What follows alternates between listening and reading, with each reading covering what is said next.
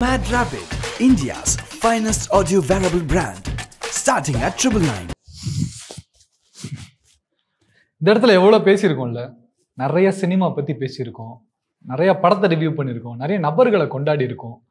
ஆனால் இதெல்லாம் ஒரு பக்கம் இருந்தாலும் கடந்த ஒரு 5 வருஷம் நிறைய படங்கள் வந்திருக்கு. தமிழ் சினிமாவாக இருக்கட்டும், மலையாள சினிமா, கன்னட சினிமா, தெலுங்கு, பாலிவுட்னு சொல்லிட்டு நிறைய படங்கள் வந்திருக்கு. இவ்வளோ படங்கள் இருந்தாலுமே அதில் நல்ல படம், நல்ல கான்டென்ட், நல்ல வசூல் அப்படின்லாம் பார்க்கும்பொழுது ஒரு சில படங்கள் தான் அதை பண்ணியிருக்கு, விரல் விட்டே எண்ணிடலாம். இன்னொரு பக்கம் ஒரு பாதி ஹேட்ரட் பாதி சப்போர்ட்டிங் அப்படின்னே சொல்லலாம். அந்த ஹேட்ரட் கமெண்ட் எதுக்காக வருது அப்படின்னா, மலையாள சினிமாவை கொண்டாடுறது ஒரு பக்கம், பாலிவுட் சினிமா கொண்டாடுறது ஒரு பக்கம் இருந்தாலும் தமிழ் சினிமாவில் அந்தளவு கான்டென்ட் வரமாட்டேங்குது அப்படின்னு சொல்லி நிறைய பேர் பேசிகிட்டு இருக்காங்க. அதெல்லாம் ஒரு பக்கம் இருந்தாலுமே இந்த நம்பர் கேம்ஸ், இந்த கான்டென்ட் கேம் இது எல்லாத்தையும் பார்க்கும் பொழுது அப்பப்போ ஒரு நபரோட முகம் எனக்கு வந்து போகும். அந்த நபரை நானும் ரொம்ப நாளாக தேடிட்டு இருக்கிறேன். பார்க்குறவங்க கிட்டலாம் கேட்குறேன், எங்கேயாவது பார்த்தீங்களா, அவர் யாரும் தெரிஞ்சுதா, எங்கே இருக்காருன்னு தெரிஞ்சது. இந்த மாதிரி நிறைய டாக்ஸ் போகும்போது என்ன மாதிரியே நான் பேசுகிற எல்லாருமே அவரை ரொம்ப மிஸ் பண்ணுறாங்க. அவர் எங்கே இருக்காருன்றதை தேடிட்டு இருக்காங்க. அவரை காணோன்ற ஒரு மைண்ட் செட்டுக்கு வந்திருக்காங்க. ரொம்ப ஈகராக அவரை நாங்கள் தேடிட்டு இருக்கோம். ஸோ அவர் யார் என்ன அப்படின்றதெல்லாம் பார்க்கறதுக்கு முன்னாடி இவர் சொன்ன ஒரு விஷயத்துலேருந்து நான் ஆரம்பிக்கலான்னு நினைக்கிறேன். அது வந்து ஒரு இன்ஸ்பைரிங்கான ஒரு விஷயம் அப்படின்னே சொல்லலாம். ஒரு மனிதன், ஒரு இயக்குனர் தன்னைத்தானே தாழ்த்திக்கிட்டு தன்னோட ஃபேன்ஸை கொண்டாடக்கூடிய ஒரு நபர் இருக்காருன்னா அது இவர் மட்டும்தான் அப்படின்னு ஆணித்தனமாக சொல்லலாம். ஏன்னா என்னோட படத்தோட தகுதியை தாண்டிய ரசிகர்கள் என்னை கொண்டாடுறாங்க. என்னோட கயமை, என்னோட குற்றம், என்னோட அழுக்கு இது எல்லாத்தையும் மன்னிச்சுட்டு என் ரசிகர்கள் என்னை கொண்டாடுறாங்க. இந்த மாதிரி ரசிகர்கள் எனக்கு இருக்கும்போது இந்த உலகத்தில் எனக்கு வேற என்ன சார் வேணும் அப்படின்னு கேட்குற ஒரு நபர், ரசிகனுக்கு முக்கியத்துவம் கொடுத்து அவரே தாழ்த்திக்கக்கூடிய ஒரு நபர் இருக்கார் அப்படின்னா none other than ஆகச்சிறந்த ஒரு ஆளுமை இயக்குனர் திரு ராம் அவர்கள். ஸோ ரொம்ப நாளாக அவர் காணோம். அவரை நோக்கி, அவரை தேடி ஒரு பயணம் தான் இந்த வீடியோ. நீங்கள் கேட்கலாம், என்ன இத்தனை வருஷம் இண்டஸ்ட்ரியில் இருக்கார் ராம், என்ன எத்தனை படம் பண்ணியிருப்பார், ஒரு 20-25 படம் பண்ணியிருப்பாரா அப்படின்னு நீங்கள் கேட்கலாம். இல்லை, 5 படம் தான் பண்ணியிருக்காரு. அதுலேயும் ஒன்று இன்னும் ரிலீஸ் ஆகலை. அப்புறம் வசூல் ரீதியாக ஒரு படங்கள்லாம் என்ன இவ்வளோ பெரிய புரட்சி பண்ணிச்சா அப்படின்னு நீங்கள் கேட்கலாம். ஆனால் இதுக்கான பதில் என்கிட்ட இருக்குது. அது இந்த வீடியோவில் நான் சொல்கிறேன். ஒரு டைரக்டர் அவர் எத்தனை படம் பண்ணியிருக்காரு அப்படின்ற கவுண்ட்டு முக்கியமே இல்லைங்க. அந்த படம் நமக்கு எதை சொல்லுது, நமக்கு என்னத்தை கற்றுக் கொடுக்குதுன்றது தான் ரொம்ப ரொம்ப முக்கியம். ஏன்னா இயக்குனர் ராம் அவர்களை பார்த்தோம் அப்படின்னா நிறைய விஷயங்கள் நமக்கு சொல்லி கொடுத்துருக்காரு. இன்ஃபேக்ட் அவர் சொன்ன விஷயங்கள் எல்லாம் வாழ்க்கை பாடம் மட்டும் கிடையாதுங்க, அது வாழ்க்கையே கூட, ஒரு வாழ்க்கை முறையாகவும் நம்ம அதை எடுத்துக்கலாம். ராம் அவர்களுடைய படங்கள் அதிகமாக பேசினது எது அப்படின்னு பார்த்தீங்கன்னா, இயற்கை, கம்யூனிசம், குளோபலைசேஷன், ரிலீஜியன், பெண் மற்றும் காதல். இது எல்லாத்தையுமே கொண்டாடக்கூடிய ஒரு நபரை நம்ம கொண்டாடாமல் எப்படி இருக்க முடியும்? இத்தனை வருஷம் தமிழ் சினிமாவில் நம்ம நிறைய விஷயத்த கேள்விப்பட்டிருக்கோம். ஒரு டைரக்டர் கிட்ட போயிட்டு இந்த ஆக்டரை ஏன் சூஸ் பண்ணி அப்படின்னு கேட்டால் அவங்க சொல்லியிருப்பாங்க, அவர் கண்ணில் ஏதோ ஒன்று இருக்குது, அவர் கண்ணை பார்த்து நான் செலக்ட் பண்ணேன் அப்படின்னு ஒரு சிலர் சொல்லியிருக்காங்க. இன்னொரு பக்கம் இந்த கதைக்கு ஏற்ற அப்பியரன்ஸ் இவர்கிட்ட இருந்துச்சு. உதாரணத்துக்கு ஒரு ஹைட்டா, வெயிட்டா, நல்ல பிசிக்கோட மேன்லியா இருக்காரு, இந்த கதைக்கு இவர் ஆப்டா இருப்பாருன்னு தோணுச்சு, நான் செலக்ட் பண்ணேன் அப்படின்ற மாதிரி ரீசன்ஸ் எல்லாம் கேட்டிருக்கோம். ஆனா ராம் ரொம்ப அழகா ஒரு இடத்துல சொல்றாருங்க, ட்ரெயின், ரெயின், தாடி, இந்த 3 விஷயத்தை மட்டும் எனக்கு கொடுங்க, என் படத்தை வேர்ல்ட் கிளாஸ், அதாவது உலக அளவில் பேசப்படக்கூடிய ஒரு படமா நான் எடுத்து காட்டுறேன் அப்படின்னு சொல்லி சொல்றாரு. இந்த இடத்துல தான் நான் ராம ரொம்ப நேசிக்க ஆரம்பிச்சேன்.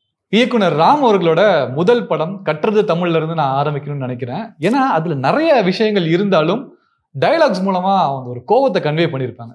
ராம் அவர்களோட படம் எல்லாத்துலயும் வர ஹீரோவுக்கு வந்து ஒரு கோவம் இருக்கும், ஏதோ ஒரு விஷயத்து மேல ஒரு கோவம் இருக்கும். அந்த கோவத்தை எப்படி வெளிப்படுத்த போறோம் அப்படிங்கிறது தான் அவருக்கு இருக்க மிகப்பெரிய டாஸ்க். அது ரொம்ப அழகா பண்ணியிருக்காரு. ரொம்ப அழகா ஒரு டயலாக் வச்சிருப்பாருங்க, தமிழ் ஒருவனை சாந்தப்படுத்துவது மட்டுமல்ல ரௌதிரத்தையும் கற்றுக் கொடுக்கும் அப்படின்னு. இதை சொல்லி முடிச்சதுக்கு அடுத்த லைனே இன்னொன்னு சொல்றாரு, பண்ண பழகடா பச்சை படுகொலையை அப்படின்னு பாரதிதாசன் வரிகளை கற்றது தமிழ்ல சொல்றாரு. அதாவது ஒரு கோவம், ஒரு கேரக்டருக்கு ஒரு கோவம் இருக்கு, சொசைட்டி மேல ஒரு கோவம் இருக்கு, அது எப்படி காட்டுறது, எப்படி வெளிப்படுத்துறது அப்படிங்கும் போது வெளியே போய் அவன் என்ன வேணா பண்ணலாம், இருந்தாலும் தியேட்டருக்கு ஆடியன்ஸா வர நம்ம எல்லாத்துக்கும் ப்ரொஜெக்ட் பண்ணக்கூடிய ஒரு விஷயம் கொலை பண்றா அப்படின்ட்டு அவ்வளோ ஸ்ட்ராங்கா ஒரு ஸ்டேட்மெண்ட்டை முன்வைக்கிறாரு டைரக்டர் தான். அது யாருக்குமே அப்ப தப்பாவும் தெரியல. சொல்ல போனா அந்த கேரக்டர் மேல இருக்கிற ஏமாற்றமும் அந்த கேரக்டருக்குள்ள இருக்கிற கோபமும் தான் தியேட்டருக்கு படம் பார்க்க வந்த அத்தனை பேருக்கு கன்வே ஆச்சே தவிர யாரும் தப்பாவோ விமர்சனம் பண்ணவும் இல்லை, தப்பான முடிவும் எடுக்கல. கோவத்தோட வெளிப்பாடா டயலாக்ஸ் எல்லாம் வைக்கிறது மட்டும் பண்ணாம நம்மளை நேசிக்கிற ஒருத்தரை நம்ம திரும்ப எப்படி நேசிக்கணும் அப்படின்றதுக்கும் ஒரு அழகான ஒரு வசனத்தை ராம் அவர்கள் கற்றறு தமிழ்ல வச்சிருப்பாரு. அது இங்கிலீஷ்லயும் இருக்கும், தமிழ்லயும் இருக்கும். Drink hot tea, drink hot coffee, burn your lips, remember the person who remembers you. சூடா டீ குடிங்க, சூடா காஃபி குடிங்க, உதட சுட்டுக்கங்க, அந்த நொடியில உங்களை யார் நினைக்கிறாங்களோ அவங்கள நீங்க நினைங்க. அப்படிங்கும்போது ஒரு இன்டர்கட்ல அஞ்சலிக்கும் ஜீவாக்கும் இருக்கக்கூடிய ஒரு லவ் ஒரு ஷார்ட் பை ஷார்ட்டா போகும்ல, அந்த இடத்துல ஒரு ராம் மிக சிறந்த டெக்னீஷியனை என் கண்ணுக்கு தெரிய ஆரம்பிச்சாரு. 2007 அந்த படம் ரிலீஸ் ஆகும்போது ஒரு டைலாக் தானே அப்படின்னு கடந்து போனேன்னா, 2024 இன்னைக்கு அந்த படத்தை பார்க்கும்போது என்னால் அந்த டைலாகோட கனெக்ட் பண்ணிக்க முடியுது. அந்த டைலாகோட டெப்த் என்னன்னு புரியுது, வலி என்னன்னு தெரியுது. அதுல ரொம்ப அழகான ஒரு சீனுங்க. ஜீவா ஃப்ரெண்ட்ஸ் கூட குடிச்சிட்டு ரோட்ல நடந்து வந்துட்டு இருப்பாரு. அப்போ ஆப்போசிட்ல ஒரு கார் வரும், காரை வழிமறைச்சு சண்டை போடுவாரு. அப்போ அந்த காருக்குள்ள இருந்து ஒருத்தர் வெளியே இறங்கி ஜீவா கிட்ட சொல்லுவாரு, உங்களுக்கு காசு தானே வேணும் அப்படின்ட்டு பேக்கெட்ல இருந்து காசு, செல்போன்லாம் எடுத்து கொடுப்பாரு. செல்போனோட விலை 5000 ரூபா, என் காசு இவ்வளவுதான் இருக்கு, நீ விட்டுருங்க அப்படின்னு கையெடுத்து கும்பிடுவார். அப்போ எல்லாத்தையும் உடைக்கிற மாதிரி ஒரு டைலாக் வரும். இன்னைக்கு வரைக்கும் அதோட இம்பாக்ட் மிக பிரம்மாண்டமா இருக்கும். ஜீவா அவர்கள் சொல்லுவாரு, உன்றது நான் காசோ பணமோ எதிர்பார்க்கல, என்கிட்ட பேச யாரும் இல்லை, ஒரு 5 நிமிஷம் என்கிட்ட பேசு அப்படின்ற அந்த டைலாக். எனக்கு என்ன ஒரு ஆச்சரியம்னா, அந்த மனநிலையில தான் இப்போ 2024 நம்மள பல பேர் இருக்கோம். ஏன்னா நம்ம கையில போன் ஒன்று வந்துருச்சு. அந்த போன்ல அவ்வளவு கான்டாக்ட் இருந்தாலும் மனசு விட்டு பேசுறதுக்கு ஒரு நபர் இருக்காதா அப்படின்றது மிகப்பெரிய கேள்விக்குறி. ஏன்னா ஒரு படம் அப்படின்றது காலங்கள் கடந்து கொண்டாடப்படக்கூடிய ஒரு படமா இருக்கணும். இப்போ 2007 இந்த படத்துல சொன்ன அந்த டைலாக 2024 நம்மளால கனெக்ட் பண்ண முடியுது, கொண்டாட ஆரம்பிக்கிறோம். அப்படிங்கும் பொழுது காலங்கள் கடந்து இந்த படம் நிக்குது அப்படின்னாலே ஒரு இயக்குனரா அந்த இடத்துல ஒரு மிகப்பெரிய வெற்றி அடைஞ்சிட்டாரு அப்படின்னு தான் சொல்லணும்.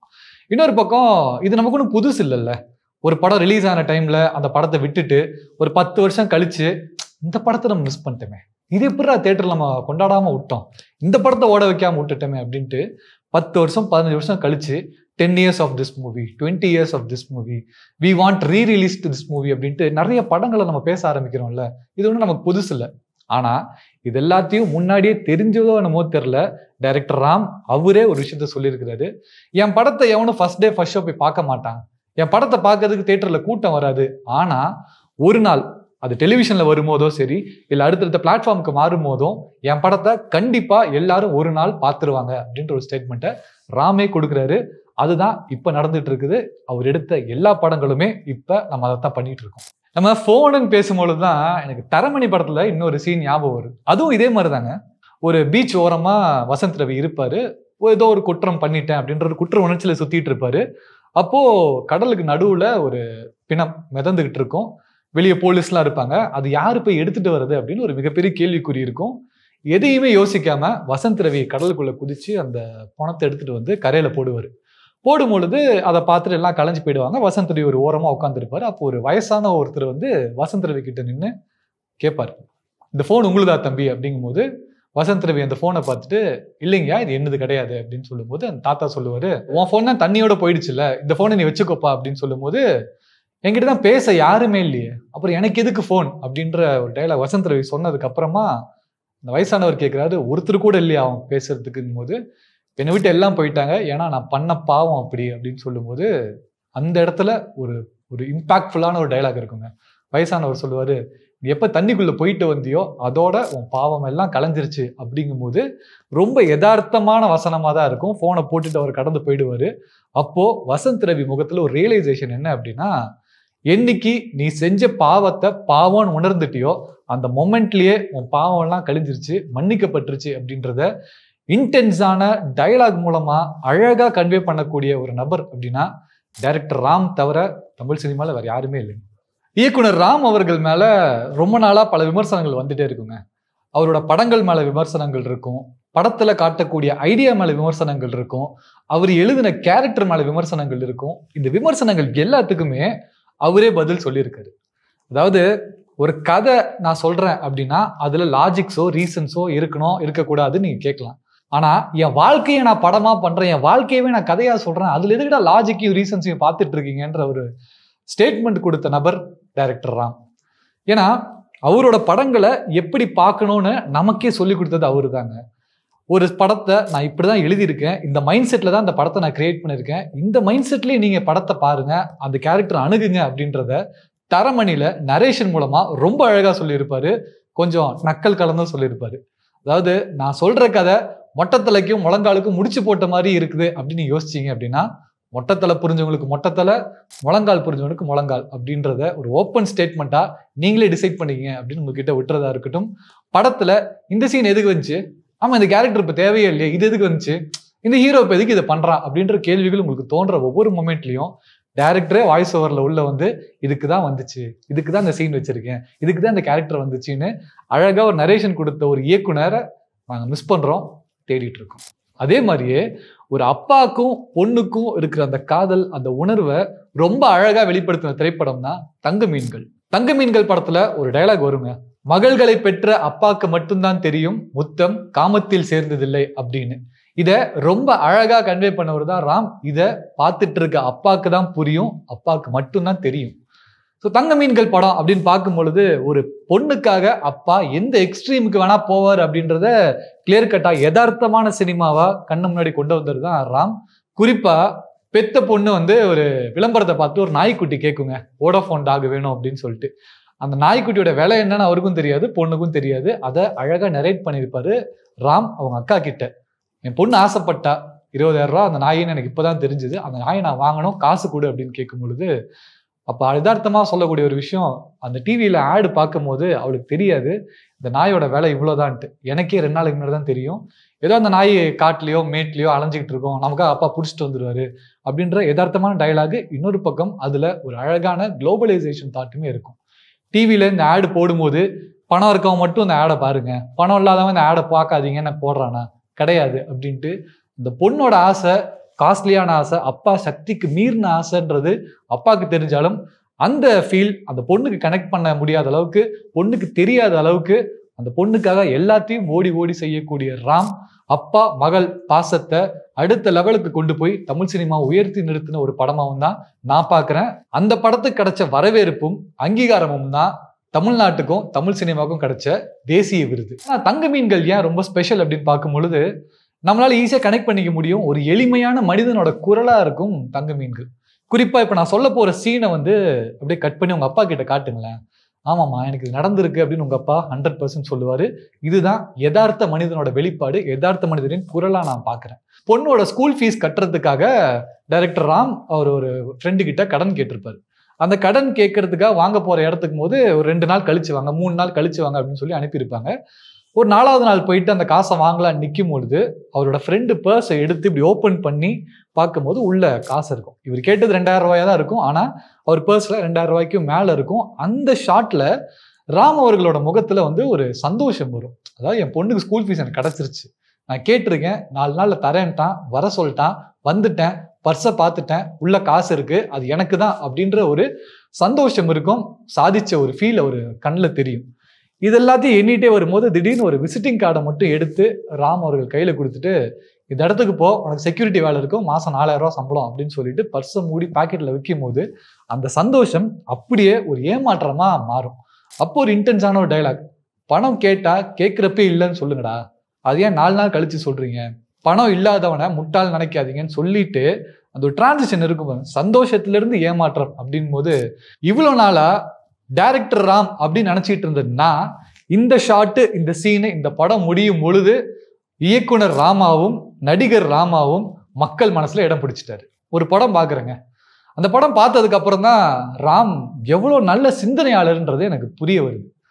பேரன்பு இந்த படத்துக்கு இந்த டைட்டில் தாண்டி வேற எந்த டைட்டில் வச்சிருந்தாலும் இவ்வளோ ஆப்டா இவ்வளோ சிறப்பா இருந்திருக்காது. 2வது கம்பேரிசனுங்க. நீங்க நானு நம்மளை சுத்தி இருக்க எல்லாருமே சின்ன வயசுல இருந்து அனுபவிச்சு வந்த ஒரு விஷயம். இப்போ படிப்பு வரலன்னா அவனை மாதிரி படி, இவனை மாதிரி படி அப்படின்னு சொல்றதா இருக்கட்டும், விளையாட்டு துறையில போனோம் அப்படின்னா அவனை மாதிரி விளையாடு, இவனை மாதிரி விளையாடுன்னு சொல்றதா இருக்கட்டும், கம்பேரிசன்றது எல்லா இடத்துலையும் இருந்துகிட்டே இருக்கு. அந்த கம்பேரிசன்றது எவ்வளவு கொடுமையான விஷயம் அப்படின்றத அழகா டைலாக் மூலமாகவும் மாண்டாஜ் மூலமாகவும் கன்வே பண்ணியிருப்பாரு ராம் அவர்கள். இந்த படத்துல மம்முட்டி அவர்களுக்கு ஒரு பொண்ணு இருப்பாங்க. தங்க மீன்கள் படத்துல நடிச்ச அதே சாதனா தான் இதுலயுமே பொண்ணா நடிச்சிருப்பாங்க. இதுல இவங்களுக்கு ஒரு கை கால் வராம பேரலைஸ் ஆகி கொஞ்சம் ப்ரீமெச்சூர் பேபி மாதிரி நடிச்சிருப்பாங்க. இந்த கேரக்டர் எஸ்டாப்ளிஷ் பண்ற மாதிரி மம்முட்டி அவர்களுக்கு ஒரு டைலாக் இருக்கும், என் பாப்பா ஏன் மற்ற குழந்தைங்க மாதிரி நடந்துக்க மாட்டேங்குது அப்படின்னு நான் யோசிச்சு நிறைய வெறுப்படைஞ்சிருக்கேன். ஆனா என் பாப்பா மாதிரி நடந்துக்கிறது எவ்வளோ கஷ்டம்ன்றது எனக்கு இப்போதான் புரியுது. ஒருத்தர் மாதிரி இன்னொருத்தர் இல்லைன்னு நம்ம கேட்குற கேள்வியே இந்த உலகத்தோடைய மிகப்பெரிய வன்முறையாக நான் பார்க்குறேங்கிறாரு டைரக்டர் ராம். கம்பேர் பண்ணுறதுன்றது மிகப்பெரிய வன்முறை அப்படின்றத ஸ்ட்ராங்காக, டெப்த்தாக, இன்டென்ஸாக, தைரியமாக சொன்ன ராம் மிக சிறந்த சிந்தனையாளருங்க. இன்டென்ஸ் ஸ்டோரி டெல்லிங், டெப்த்தான சீன், டெப்த்தான டயலாக்ன்றத இன்னொரு அழகான சீன் மூலமாக ராம் கன்வே பண்ணியிருப்பாரு. அவரோட பொண்ணுக்கு மாப்பிள்ளை பார்க்க போகிற ஒரு சீன் இருக்குங்க. தமிழ் சினிமாவில், ஏன் இந்திய சினிமாவில், உலக சினிமாலேயே பொண்ணுக்கு மாப்பிள்ளை பார்க்க போகிற சீன், இந்த மாதிரி சீன் இது வரைக்கும் வந்ததும் இல்லை, இதுக்கு மேலே வரப்போகிறதும் கிடையாது அப்படின்னே சொல்லலாம். ஒரு என்ஜிஓக்கு போயிருப்பாரு மம்முட்டி அவர்கள். அந்த இடத்துல போயிட்டு எனக்கு ஒரு மேல் ப்ராஸ்டிடியூட் வேணும் அப்படின்னு மம்முட்டி கேட்பாரு. மேல் ப்ராஸ்டிடியூட் எதுக்கு அப்படின்னு அவங்க கேட்கும் பொழுது, எனக்கு இல்லைங்க என் பொண்ணுக்கு அப்படிங்கும் போது அந்த இடத்துல இருக்கவங்க கோவப்பட்டு மம்முட்டி அவர்களை அரைவாங்க. அரைஞ்சு அந்த கன்னத்தை பிடிச்சிட்டு கோவப்படாமல் நிதானமாக உட்காந்து எக்ஸ்பிளைன் பண்ண ஆரம்பிப்பார். என் பொண்ணுக்கு ஒரு கையும் வராது, ஒரு காலும் வராது, எனக்கும் வயசாயிட்டு இருக்கு, எனக்கு அப்புறமா என் பொண்ணை யார் பார்த்துக்க போறா, என் பொண்ணுக்கு கல்யாணம் பண்ணி வைக்கணும்னு ஒரு ஆசை இருக்கு, ஆனால் அது நடக்காதுன்னு எனக்கு தெரியும்.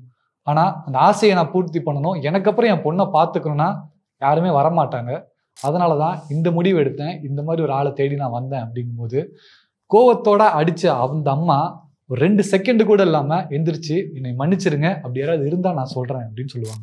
இந்த சீன் முடிஞ்ச உடனே பீச்சில் ஒரு சீன் இருக்கும். ஒரு ஜோசியக்காரங்க உட்காந்துருப்பாங்க. அந்த ஜோசியக்காரங்க கிட்ட அந்த பொண்ணோட கையை கொடுத்து ஜாதகம் பார்க்க சொல்லுவாங்க, ரேகையை பார்க்க சொல்லுவாங்க. அதுக்கு அந்த ஜோசியக்காரங்க சொல்லுவாங்க, உங்கள் பொண்ணுக்கு தன ரேகை, தானிய ரேகை, ஆயுள் ரேகை எல்லாமே நல்லா தான் இருக்குது, எல்லாத்துலேயுமே நல்லா வருவாங்க, படிப்பில் சிறந்தவங்களா வருவாங்க அப்படின்னு சொல்லிக்கிட்டே ஒரு பாயிண்டாக சொல்லிக்கிட்டே வரும்போது கடைசியாக ஒரு விஷயத்தை ஆட் பண்ணுறாங்க. இந்த இடத்துல தான் நீங்கள் மம்முட்டி அவர்களோட ஆக்டிங்கை நீங்கள் நோட் பண்ணணும். ஒரு வேளை இது வரைக்கும் நீங்கள் நோட் பண்ணலாம், அடுத்த முறை பார்க்கும்போது அதை நோட் பண்ணி பாருங்கள்.